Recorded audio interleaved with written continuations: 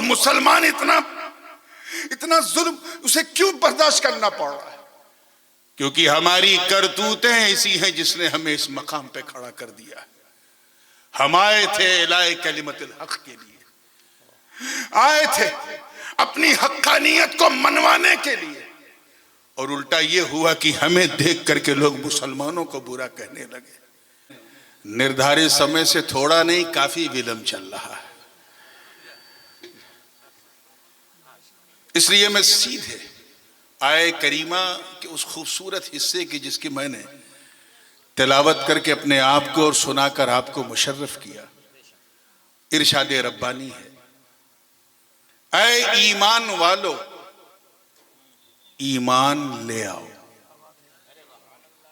O believers do believe.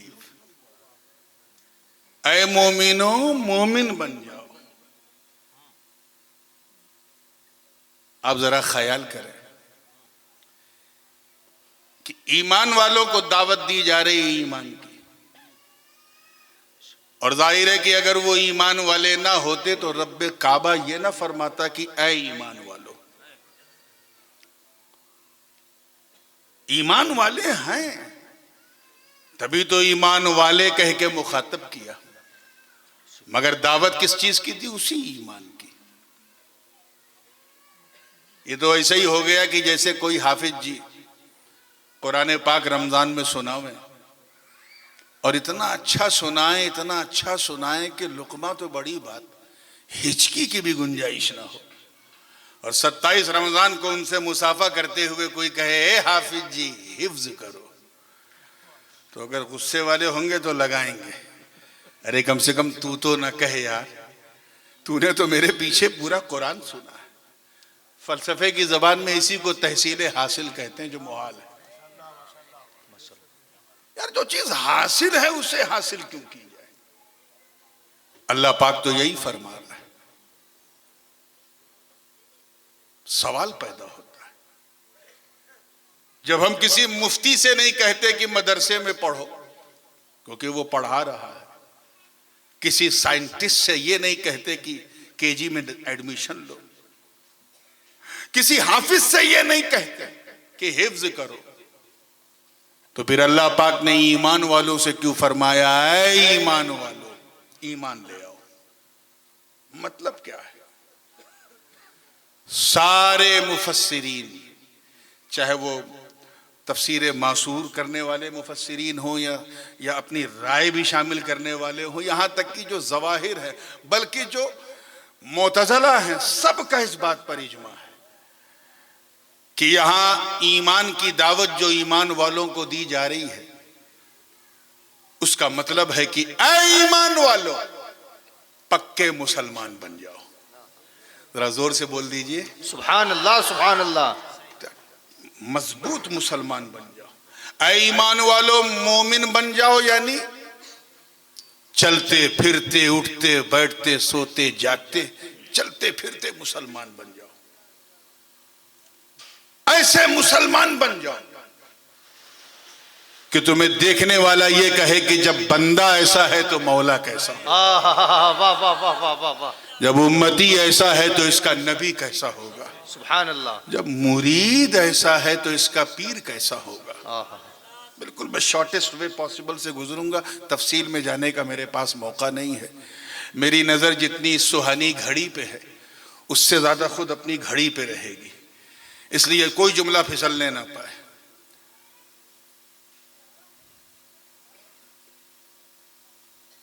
صاحب روح المعانی حضرت علامہ آلوسی، بلکہ صاحب روح البیان بھی اسماعیل حقی، اور جتنے بھی صوفیاء مفسرین ہیں انہوں نے تو اس آیت پر بہت لکھنے کا حق ادا کیا ہے، اور سب کا مختصر یہ ہے کہ یہاں جو دعوت دی جا رہی ہے اس سے مراد ایمان کا کمال ہے. کیا ہے؟ ایمان کا کمال، یعنی مومن کامل بن جاؤ. اور صوفیاء مفسرین فرماتے ہیں مومن کامل بننے کا طریقہ یہ ہے کہ اللہ سے ڈرنا شروع کرو. Try to have a fear of Almighty Allah. اللہ سے ڈرو. انسان بھی بڑی عجیب چیز ہے. خلق الانسان عجولا. انسان جس سے جتنا ڈرتا ہے مولانا اتنا اس سے دور بھاگتا ہے. سانپ نے اپنا پھن کھولا, انسان نے دیکھا بھاگا. سامنے آگ نظر آئی, قریب جاؤ گے بولو بھاگو گے کیونکہ آگ کا کام جلانا ہے. خطرہ نظر آیا بھاگا. سامنے شیر دکھ گیا اچانک, انسان جان بچانے کے لیے بھاگتا ہے. انسان جس سے جتنا ڈرتا ہے اتنا دور بھاگتا ہے. توجہ چاہوں گا آگے سے لے کے پیچھے تک. جس سے جتنا ڈرتا ہے اتنا بھاگتا ہے. دور بھاگتا ہے, اتنا دور بھاگتا ہے. مگر صرف اللہ کا ڈر وہ ڈر ہے, وہ قیمتی ڈر ہے کہ انسان جتنا اللہ سے ڈرتا جاتا ہے اللہ کے قریب ہوتا جاتا ہے.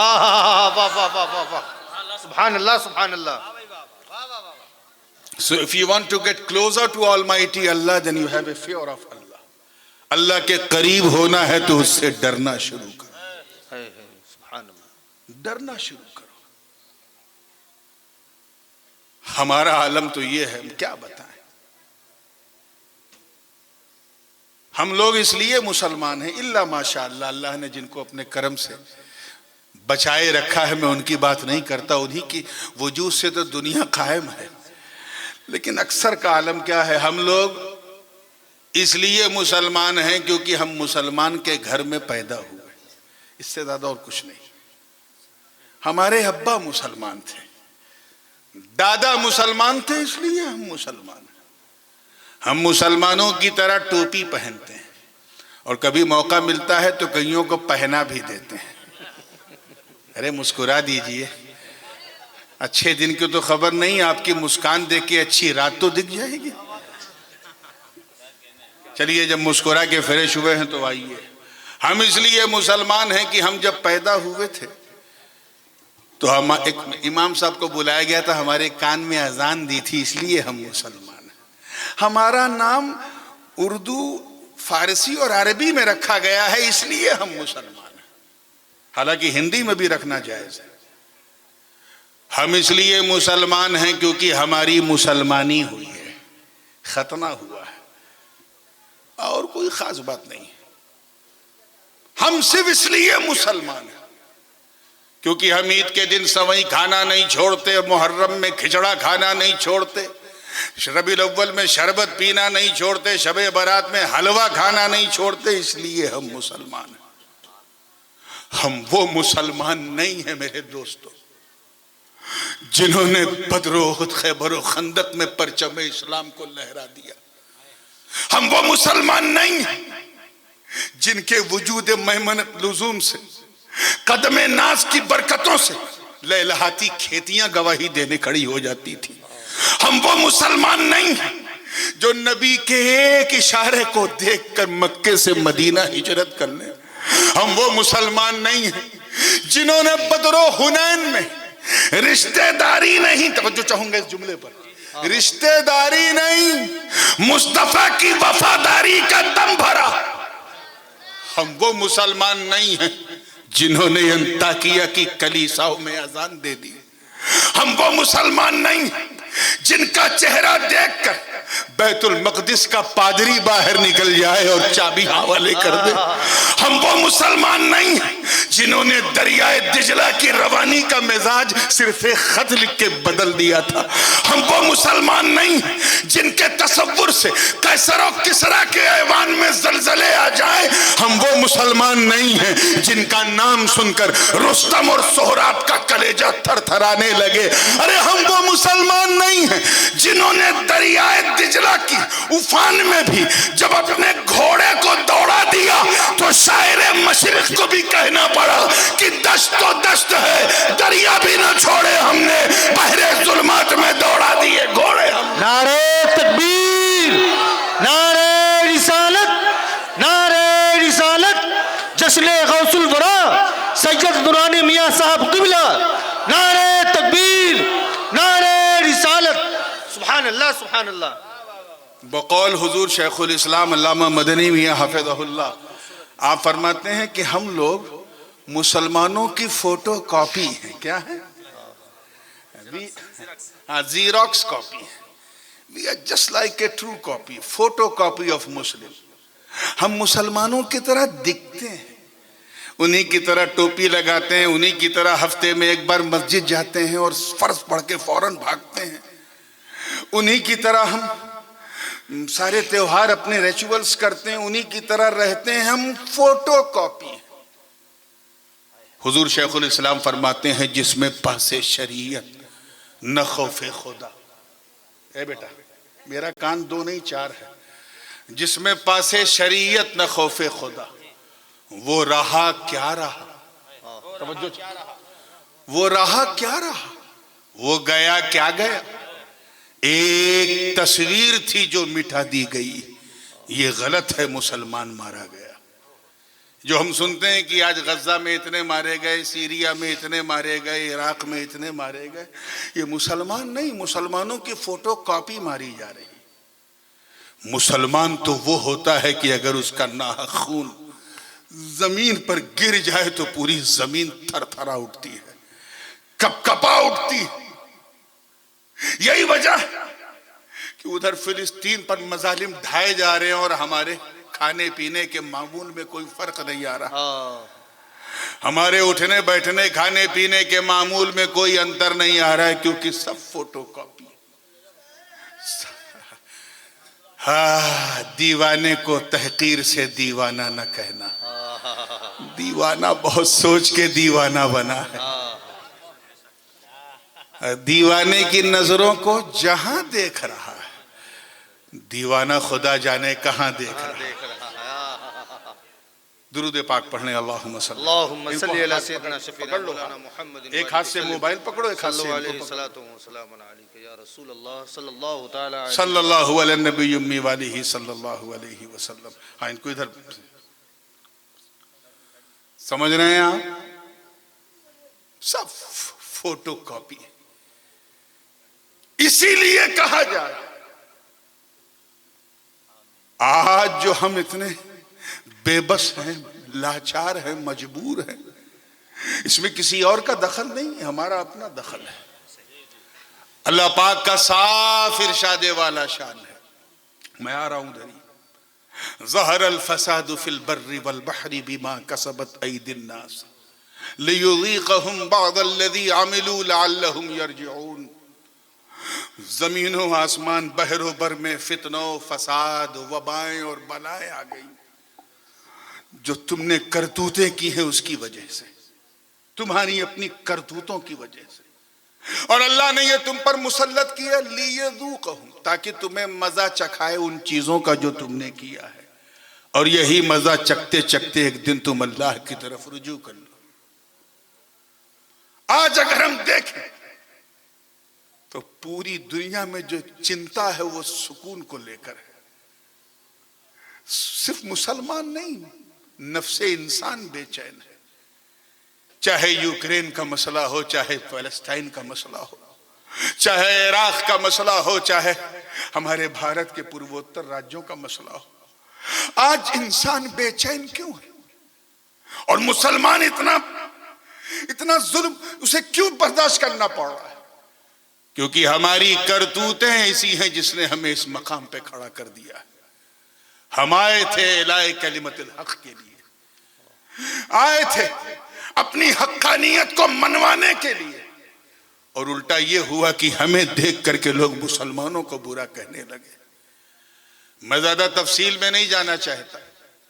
ایک آرٹیکل میں پڑھ رہا تھا ایک مستشرق کا انٹرنیٹ پہ, اس نے لکھا تھا کہ 1925 سے پہلے, یعنی خلافت عثمانیہ کے ختم ہونے سے پہلے تک, اگر دیکھا جائے تو اب تک صرف 99 سال ہوئے ہیں, بلکہ ہو سکتا ہے 98 سال, مگر میں 100 مان رہا ہوں تاکہ کلیئر ہو جائے. یہ 100 سال پہلے کا مسلمان کیسا تھا؟ اگر کوئی بوڑھا ہوگا تو اسے یاد ہوگا کہ اس کے دادا کیسے تھے. 100 سال پہلے کا اس نے لکھا ہے کہ یہاں جب برٹش راج تھا بھارت میں, تو اس نے اپنے مشاہدات لکھے ہیں کہ اس وقت مسلمان ایسا تھا جو کبھی جھوٹ بولتا ہی نہیں تھا.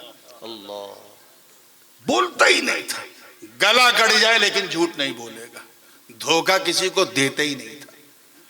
حرام کھانے کا سوچتا ہی نہیں تھا، بلکہ اس نے یہاں تک لکھا کہ کبھی ہماری کمیونٹی میں، ہماری سوسائٹی میں جب کوئی بہت زیادہ سچ بولنے لگتا تھا تو ہم لوگ اس کو شک کی نظر سے دیکھتے تھے کہ یہ اتنا سچ کیوں بول رہا ہے، مسلمان ہو گیا ہے کیا؟ لوگ اپنے محاورے میں زیادہ دور جانے کی ضرورت نہیں، صرف 100 سال پہلے.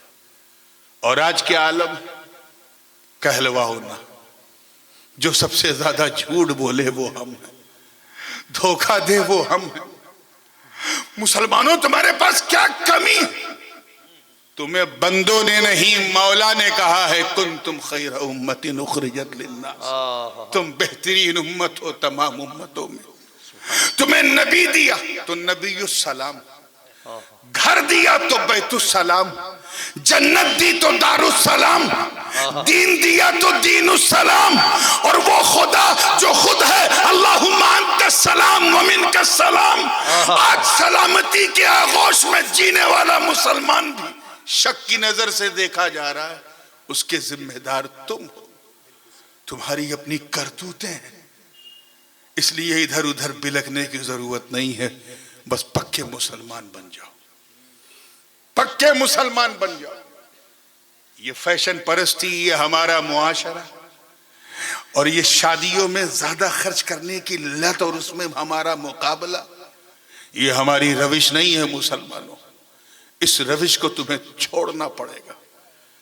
حضرت خواجہ حسن بصری کا تو نام سنا ہوگا نا؟ سنا؟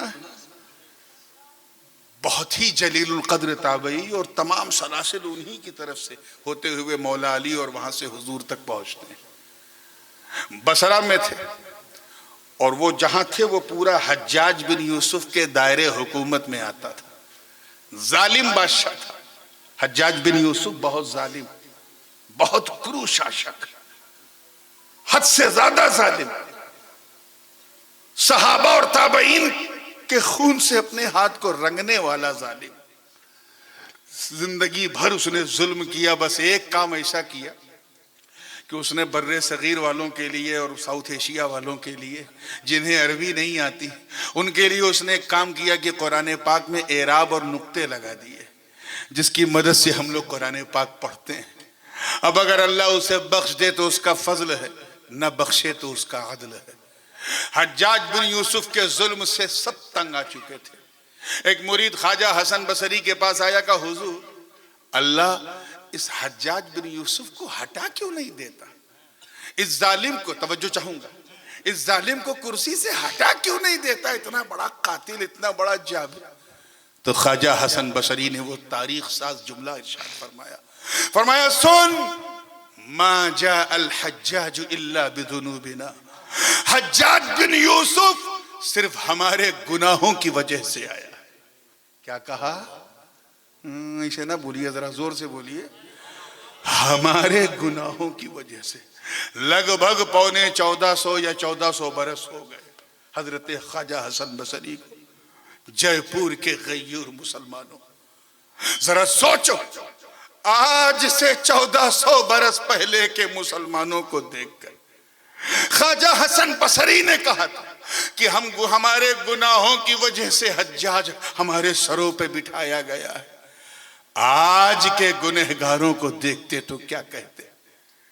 یہ چھپ چھپ کر گناہ کرنے والے نام کے مسلمانوں کو دیکھتے تو وہ کیا کہتے؟ اپنی آنکھوں سے گناہ کرنے والے، پیروں سے چل کے گناہ کرنے والے، ہاتھوں کے استعمال سے گناہ کرنے والوں کو دیکھتے تو وہ کیا کہتے؟ شراب پینے والے شرابیوں کو دیکھتے تو وہ کیا کہتے؟ آج کے زانیوں بدکاریوں کو دیکھتے تو وہ کیا کہتے؟ صرف چند سکے کمانے کے لیے دھوکہ دینے اور جھوٹ بولنے والوں کو دیکھتے تو کیا کہتے؟ اب اگر آج ہمارے سروں پر کوئی ظالم مسلط ہے، اگر آج ارض فلسطین مظلومیت کا رونا رو رہی ہے، تو ہمیں ادھر ادھر جھانکنے کی ضرورت نہیں. اپنے گریبان میں جھانکو، مولا کی بارگاہ میں رجوع کرو، گڑ گڑاؤ، معافی مانگو. میرا وجدان کہتا ہے کہ تیرے گنہگار آنسو جب تیری آنکھوں سے ٹپکیں گے تو وہ گنہگار آنسو مظلوم کی آہ بن کر ظالم کے ظلم کو نیست و نابود کر دیں گے. سبحان اللہ، سبحان اللہ. سبحان اللہ. Try to recognize yourself. اپنے آپ کو پہچانو, اپنے بیک گراؤنڈ کو دیکھو یار. کبھی یہ نوجوان مسلم تدبر بھی کیا تو نے؟ وہ کیا گردوں تھا تو جس کا ہے ایک ٹوٹا ہوا تارا. تجھے اس قوم نے پالا ہے آغوش محبت میں, کچل ڈالا تھا جس نے پاؤں سے تاج سرے دارا. ارے غرض میں کیا کہوں تجھ سے کہ وہ صحرا نشین کیا تھے, جہاں گیرو جہاں دارو جہاں بانو جہاں آرا. مجھے آبا سے اپنے کوئی نسبت ہو نہیں سکتی. بہت تفصیلی ہے. میں یہ دکھانا چاہتا ہوں, یہ سمجھانا چاہتا ہوں کہ what are you losing right now. کیا آپ لوز کر رہے ہو؟ آپ ہو کون اور کر کیا رہے ہو؟ اور شکوہ اس بات کا کہ اس نے ایسا کر دیا, اس نے ویسا کر دیا, کسی نے کچھ نہیں کیا, سب کچھ تم نے خود کیا ہے. اپنے گریبان میں جھانکو, اپنے اندر محسوس کرو. اللہ تعالیٰ کبھی ہمیں ویک اپ کال بھی دیتا ہے تاکہ ہم اس کی طرف رجوع کریں. چیتاونی کیا دیتا ہے؟ کبھی جب چیتاونی پہ ہم کان نہیں دھرتے نا تب ایسے حالات پیدا ہوتے ہیں. اور امام بخاری رضی اللہ تعالیٰ عنہ نے تو صحیح البخاری میں باقاعدہ ایک باب باندھا ہے اس حوالے سے کہ سب سے بڑا ویک اپ کال جو اللہ کی طرف سے ہے وہ وباؤں کی شکل میں آتا ہے. کووڈ-19 ابھی 3-4 سال پہلے وہ تاریخ رقم کر چکا ہے. جب وہ تو ہم نے قیامت کے لیے سنا تھا یوم یفر المرء من اخیہ و امہ و بنیہ, کہ بھائی بہن سے دور رہے گا, لیکن یہاں تو دنیا ہی میں ہم دور ہو رہے تھے سوشل ڈسٹنسنگ کے نام پہ, ایک دوسرے سے بھاگ رہے تھے. یہ وبائیں کیوں آتی ہیں؟ حضرت امام حافظ ابن حجر عسقلانی نے کتاب اس حوالے سے لکھی. علماء بیٹھے ہیں تو اس لیے میرا جی چاہ رہا ہے کہ یہ بات. انہوں نے کتاب لکھی بدل الماعون فی فضل الطاعون, عربی میں ہے. میں سوچ رہا تھا کہ اس کا اردو ٹرانسلیشن کر دوں, لیکن مجھے پورا مسودہ آن لائن مل نہیں پایا. اگر کہیں سے کسی کو ملے تو مجھے دے, تو میں انشاءاللہ اس کا ترجمہ کر دوں گا. اس میں آپ نے بیان کیا, اور یہ واقعہ اس لیے انہوں نے یہ کتاب لکھی کیونکہ ان کے زمانے میں ایک ایپیڈیمک نہیں بلکہ پینڈیمک آیا تھا, جس میں ان کے اپنے خود کے 4 بچے شہید ہو گئے تھے وبا میں, بلا میں. تو انہوں نے کتاب لکھی اور لکھا کہ وباؤں کے 4 بڑے بڑے فائدے. یار اللہ تعالیٰ کیسا حکیم ہے, وہ بغیر فائدے کے بندوں کو آزمائش میں بھی نہیں ڈالتا. اس کی آزمائش میں بھی ہمارے فوائد چھپے ہوئے. یہ جو ہو رہا ہے نا آج ہمارے ساتھ, کیا ہو رہا ہے فلسطین میں, کیا ہو رہا ہے ادھر, کیا ہو رہا ہے, اسے ٹینشن مت لو, کوئی نہ کوئی فائدہ ضرور ہے. 4 فائدے انہوں نے لکھے.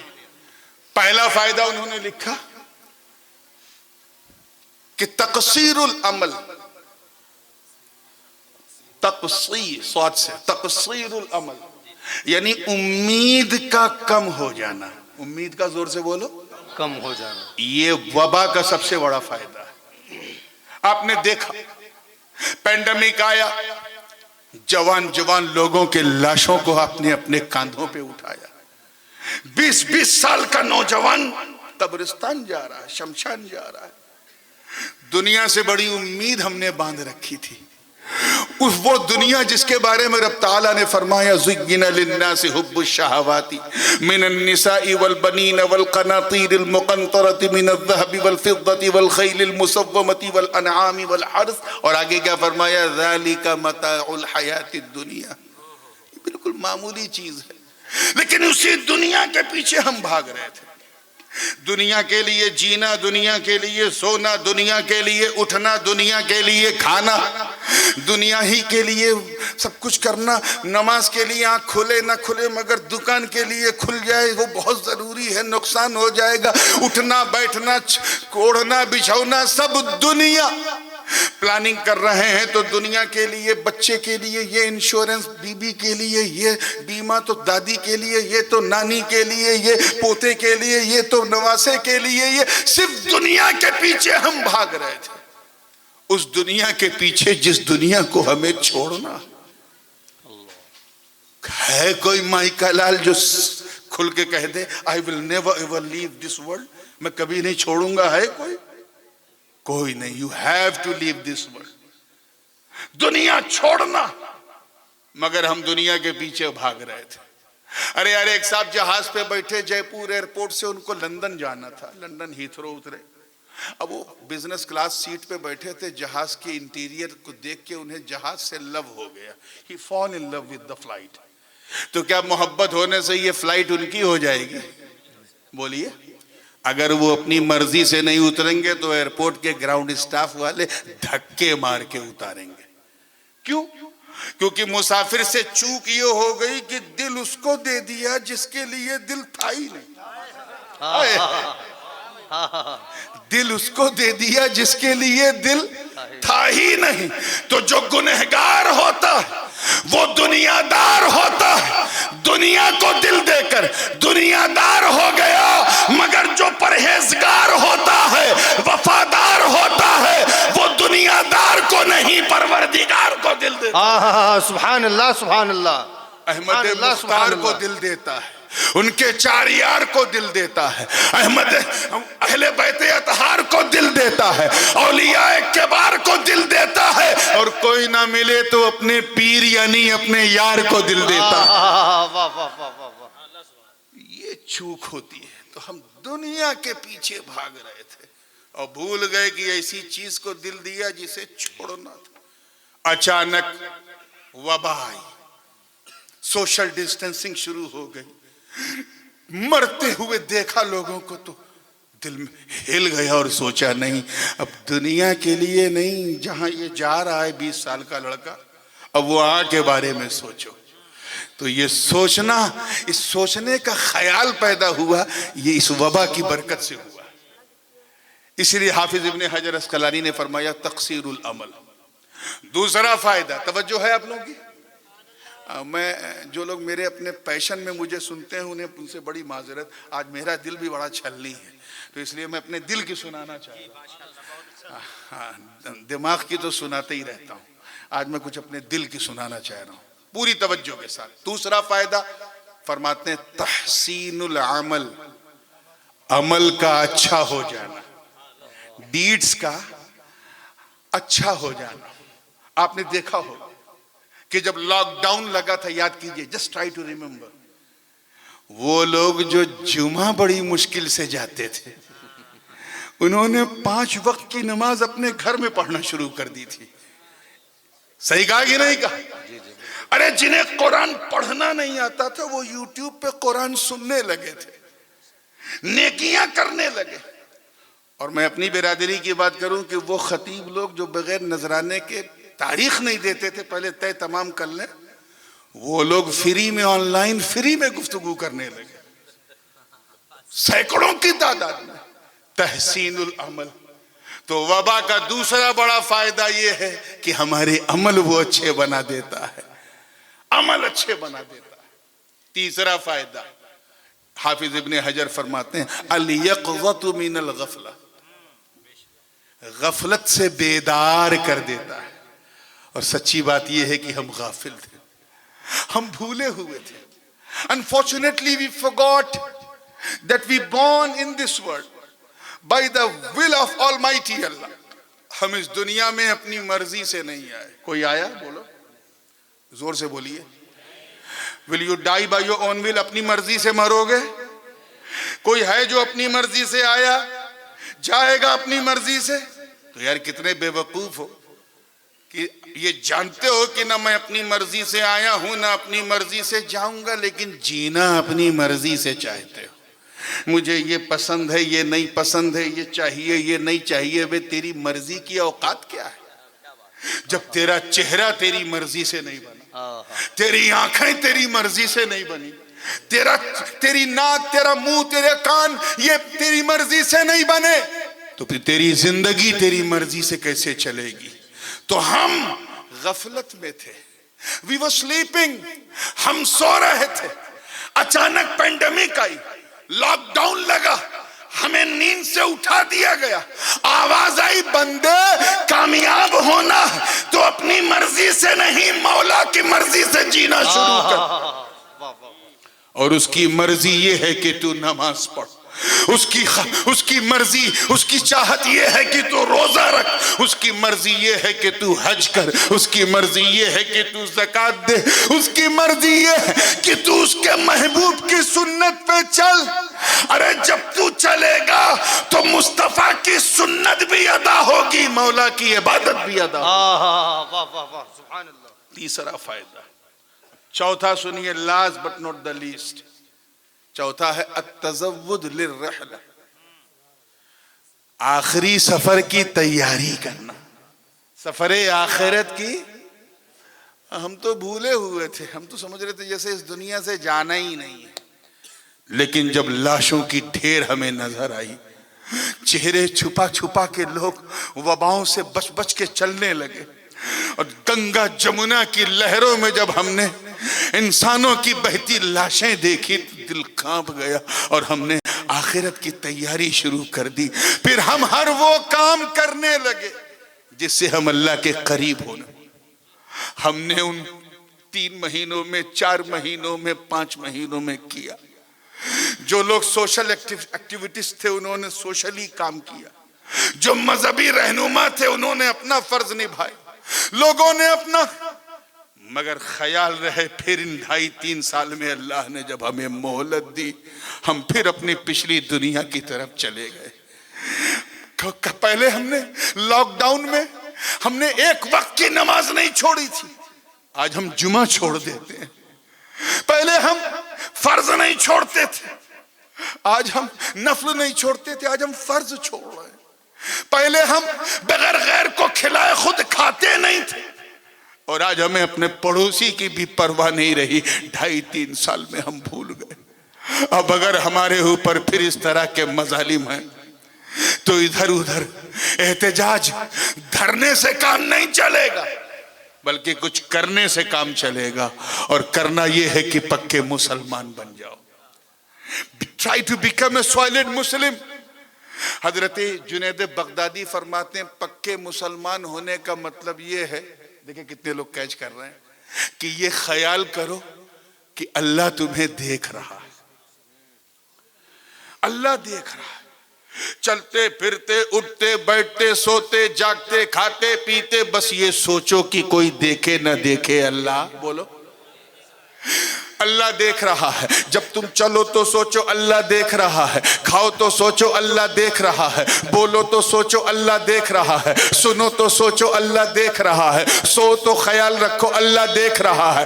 میرا وجدان کہتا ہے جے پور والوں کہ اگر تو نے اپنی زندگی اس رنگ میں رنگ لی کہ اللہ دیکھ رہا ہے، دیکھ رہا ہے، تو ایک دن وہ بھی آئے گا کہ تیرا دل بولے گا ہاں وہ مجھے دیکھ رہا ہے، میں اسے دیکھ رہا ہوں، وہ مجھے دیکھ رہا ہے میں اسے دیکھ رہا ہوں۔ وہ دیکھ رہا ہے اس کا مطلب ابھی تو بندہ ہے۔ کیا ہے؟ تو دیکھنے لگا، اب تو بندہ نہیں، بندہ نواز ہے۔ وہ دیکھ رہا یعنی تو غریب ہے، تو دیکھنے لگا اب تو غریب نہیں، غریب نواز ہے۔ وہ دیکھ رہا یعنی تو سائل ہے، تو دیکھنے لگا اب تو سائل نہیں، مسئول ہے، مغیث مستغیث نہیں، غوث ہے۔ وہ دیکھ رہا، اللہ دیکھ رہا ہے، مطلب تو مرید ہے، مرید۔ تو دیکھنے لگا اب تو مرید نہیں، اپنے پیر کی مراد ہے۔ ہمیں صرف یہ منتر اپنے دل میں رکھ لو کہ اللہ is watching you all the time، وہ دیکھ رہا ہے۔ ایمان سے بتانا کبھی شراب کی بوتل کو ہاتھ لگاؤ گے؟ سوچ بھی نہیں سکتے۔ دوستوں کی سنگت میں اگر شراب سامنے دکھ بھی گئی تو تم یہ سوچ کے اڑ جاؤ گے میں کیسے چھیوں، میرا مولا دیکھ رہا، کیسے ٹچ کروں، میرا رب دیکھ رہا۔ تم کوئی گناہ نہیں کرو گے۔ آج ہمارے ایمان کی سب سے بڑی ویکنس یہ ہے my dear elders and brothers and sisters in Islam کہ ہم یہ بھول گئے کہ اللہ دیکھ رہا، بھول گئے۔ حالات کی گرد نے ہمارے ایمان کو اتنا سرد کر دیا کہ ہم بھول گئے کہ ایک ایک چیز کا سوال ہم سے کیا جائے گا۔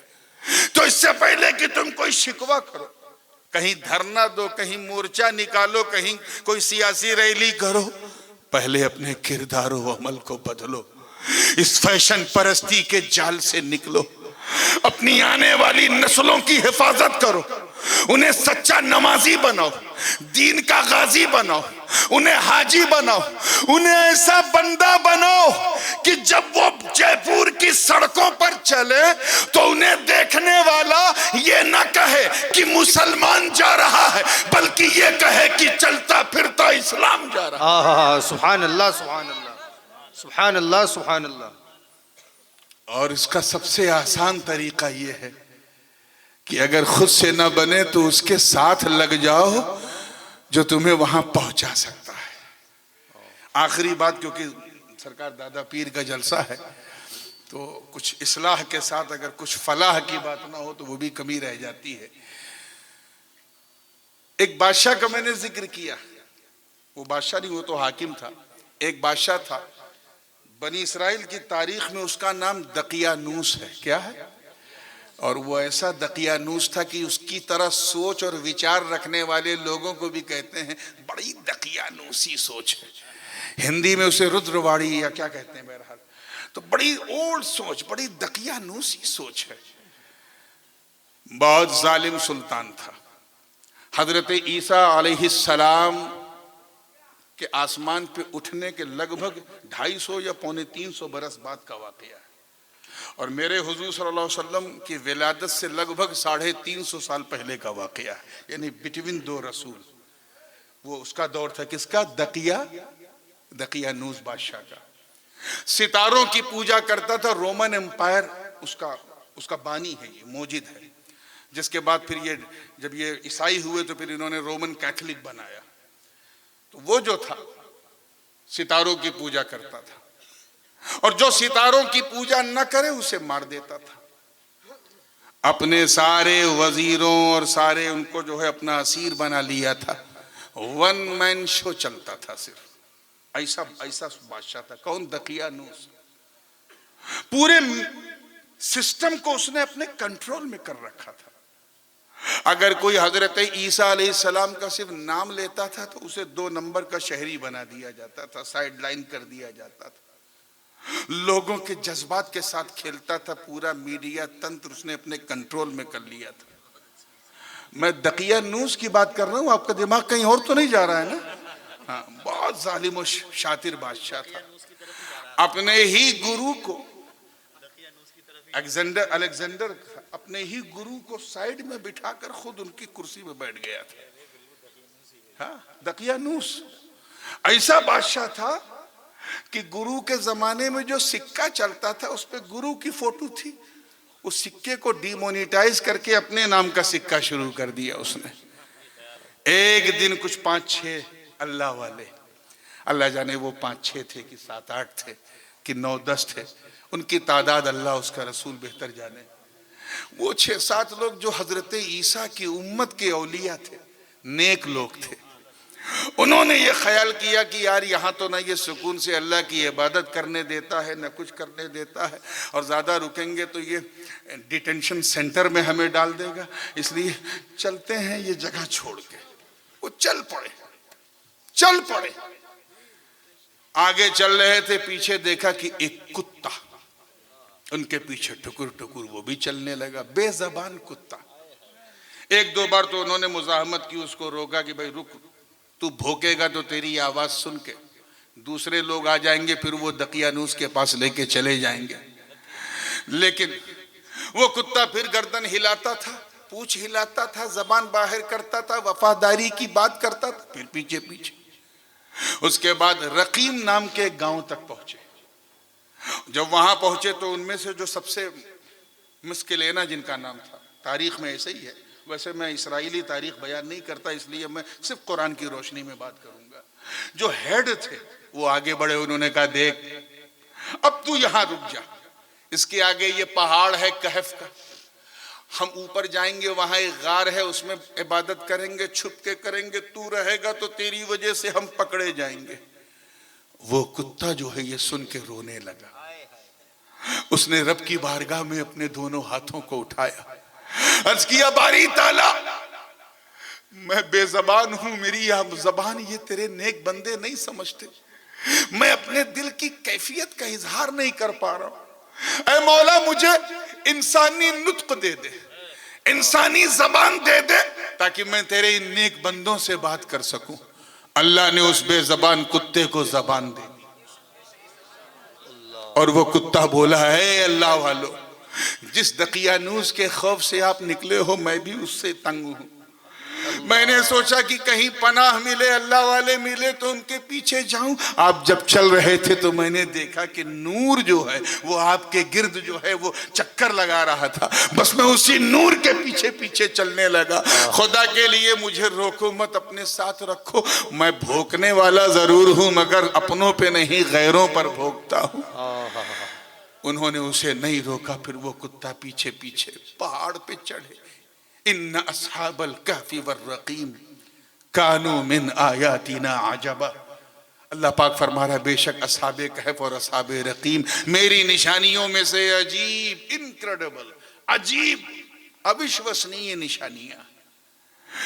غار کے دہانے، بڑی تیزی سے بیان کر رہا ہوں، واقعہ نگاری مقصود نہیں ہے۔ غار کے اندر وہ سب کے سب چلے گئے۔ اس بے زبان کتے کو اپنی حد معلوم تھی، وہ غار کے اندر نہیں گیا، غار کے دہانے پر بیٹھ گیا۔ اب دیکھو نیک لوگوں کی صحبت کا فیض دیکھو، فیض دیکھو۔ ہم تو زبان والے ہیں، ارے اگر کوئی بے زبان کتا بھی نیکوں کی صحبت پا جائے تو اللہ تعالیٰ اس پر مہربان ہو جاتا ہے۔ اس کے بیٹھنے کی ادا کو بھی اللہ پاک نے یوں لکھا، یوں فرمایا کلبہم باسط ذراعیہ بالوسیط، ان کا کتا اپنے دونوں باہیں کھولے سکون سے لیٹا ہوا تھا۔ اور وہ اصحاب کہف اولیاء اللہ جو تھے بنی اسرائیل کے، وہ اس گفا میں سو گئے۔ 10 سال نہیں، 50 سال نہیں، 100 سال نہیں، 200 سال نہیں، 300 سنین وازدادوا 9 309 سال۔ توجہ کتنے بولیے زور سے، 309 years they slept deeply۔ ان کا یہ وفادار کتا بھی 309 سال تک سوتا رہا، نہ ان پر موت آئی نہ اس وفادار کتے قطمیر پر موت آئی۔ 309 سال تک ہر 6 مہینے پہ وہ کروٹ بدلتے تھے، لیفٹ ٹو رائٹ ہوتے تھے۔ ادھر وہ 6 مہینے پہ کروٹ بدلتے تھے، ادھر ان کی تقلید میں ان کا یہ بے زبان کتا بھی 6 مہینے پہ کروٹ بدلتا تھا۔ 309 سال۔ وہ گفا بھی بڑی عجیب تھی، گفا بھی بڑی عجیب تھی۔ داہنی طرف سے بھی تھوڑی مغرب سے بھی کھلی تھی، مشرق سے بھی کھلی تھی۔ چنانچہ جب سورج نکلتا تھا پورب سے تو اس کی کرنیں چھن چھن کے گفا کے اندر آتی تھی، اور جب وہ ڈوبتا تھا تو پھر ادھر سے چھن کے گفا کے اندر آوے۔ کہیں ایسا نہ کہ یہ کرنیں، توجہ چاہوں گا دیکھیں کتنے لوگ کیچ کر رہے ہیں، یہ کرنیں اندر گھس کے کہیں اللہ کے نیک بندوں کو جگا نہ دیں، کہیں انہیں اٹھا نہ دیں، کہیں ان کی نیند میں خلل نہ ہو۔ قرآن پاک نے اس منظر کی کیسی منظر کشی کی ہے۔ وَتَرَى الشَّمْسَ إِذَا طَلَعَتْ تَزَاوَرُ عَنْ كَهْفِهِمْ ذَاتَ الْيَمِينِ وَإِذَا غَرَبَتْ تَقْرِضُهُمْ ذَاتَ الشِّمَالِ وَهُمْ فِي فَجْوَةٍ مِّنْهُ۔ سورج جب نکلتا تھا تو کہیں اس کی کرنیں اندر نہ آ جائے، اللہ اسے داہنی طرف گھما دیتا تھا، اور جب وہ ڈوبتا تھا تو کہیں کرنیں اندر نہ آئے، اللہ اسے بائیں طرف گھما دیتا تھا۔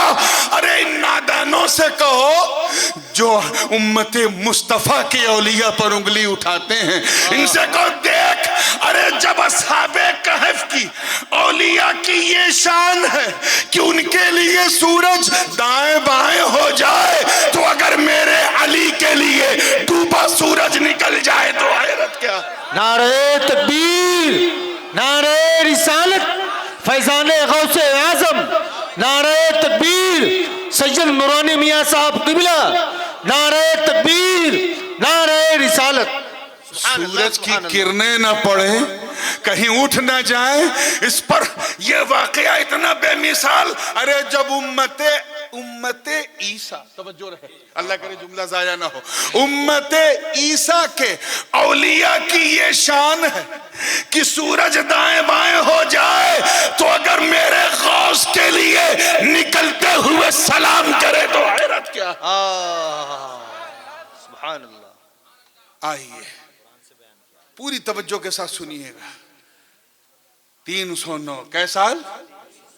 309 سال میں نہ انہیں مٹی کھا سکی، نہ موت مٹا سکی، نہ کچھ ایسا ہوا، بالکل پرفیکٹ۔ ہمیں اگر امت عیسیٰ کے اولیاء کی یہ شان ہے کہ 309 سال تک سانس سوتے رہیں، سانس لیتے رہیں، تو اگر میرا غوث 12 سال کے بعد اگر ڈوبی کشتی کو دوبارہ نکال دے تو حیرت کیا ہے۔ سبحان اللہ سبحان اللہ۔ محبت کی اینک لگا کے کتابیں پڑھو، کینہ نکلتا جائے گا، مدینہ سینے میں بستا جائے گا۔ سبحان اللہ۔ اچھا ایک بات بتائیے، اٹھنے سے پہلے ایک بات، آپ اگر 3-4 لوگوں کو دعوت دیں اور 4 لوگ پہنچے تو یہی کہا جائے گا نا ہم 4 ہیں۔ اس میں کوئی صاحب اگر کتا لے کے آئیں، جیسا کہ آج کل یہ لعنت ہمارے مسلمانوں میں بھی آ گئی، کتا پالنے والی، ارے اسے ازراہ حفاظت، وہ بھی گھر کی دہلیز کے باہر، اندر نہیں، اور وہ بھی مجبوری کی، واقعی ایسے حالات ہیں کہ کتا نہیں ہوگا تو چوری ہو جائے گی، تو یہ تھوڑی نا کہ پارک میں لے کے گھوموں۔ میں اکثر دیکھتا ہوں فلائٹوں میں، یورپ کے سفر میں، ڈولچی کے اندر چھوٹے چھوٹے پپیٹ لے کے چلتے ہیں، اور اس کے لیے بھی وہی کھانا، وہی ٹکٹ۔ کیا دیوانگی ہے، بلکہ دیوالیہ پن ہے۔ بہرحال ایک صاحب کتا لے کے آئے، جس میزبان نے دعوت دی تھی اس نے پوچھا آپ کتنے ہیں؟ تو اس نے کہا ہم 4 ہیں، 5واں ہمارا کتا۔ بتاؤ یہ بات وہ دعوت دینے والے کو اچھی لگے گی؟ یار تو اتنا گھٹیا سمجھتا میں نے تیرے کتے کو بلایا ہے جو 5واں تیرا کتا؟ ارے ہوگا تیرا، میرا کیا ہے؟ کتے کو کوئی نوٹس میں نہیں دیتا، جانور ہے، نوٹسیبل چیز نہیں ہے۔ 3 لوگ ہیں تو 3 کہو، یہ نہیں کہ چوتھا ہمارا کتا۔ 5 ہیں تو 5 کہو، یہ نہیں کہ چھٹا ہمارا کتا۔ 6 ہیں تو 6 کہو، یہ نہیں کہ 7واں ہمارا کتا۔ یہ کون سی بات ہے 5واں ہمارا کتا، 7واں ہمارا کتا، 9واں کوئی نہیں کہتا، کیونکہ کتے کو نوٹس بولو نہیں لیا جاتا۔ لیکن میرے دوستوں، اگر اللہ والوں کی نیک صحبت بے زبان جانور کو مل جائے، اس کتے کو مل جائے، تو وہ کتا بھی اللہ کا ایسا محبوب بن جائے کہ اللہ اپنے مقدس کلام میں اس کتے کو بھی عنوان بنا دیتا ہے۔